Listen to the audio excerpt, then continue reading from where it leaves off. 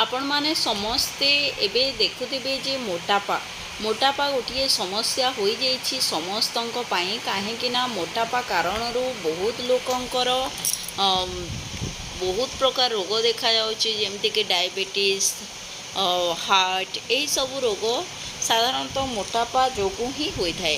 तो यही मोटापा को आमे केमिति कमाई पारिबा मु आपण माननकु कहिबी किछिटा घरोई टिप्स। तो प्रथम रे देखंतु उषुम पानी रे 2-4 ठोपा लेंबू आपण पकेकी दिन को 4-5 थर पी पारिबे। चा पीबेनी, चा प्रति बदल रे आपण माने उषुम पानी लेंबू सहित पीले मोटापा कमी थाए।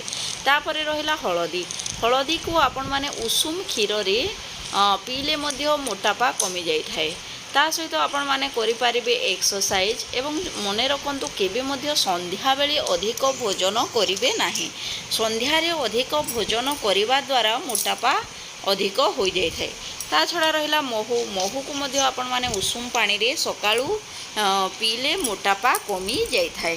तो एमती अनेक घरोई उपचार अछि जहा द्वारा कि आपण माने बिना कोनोसी मेडिसिन देखो मेडिसिन बहुत ही खराब प्रभाव पकाई थाए शरीर उपरे। तो आपण माने बिना मेडिसिन रे यही उपाय अवलंबन करी आपण मानकर मोटापा कमे पारिबे। वीडियोटी भल लागिथिले लाइक शेयर और सब्सक्राइब करिवे। Thank you.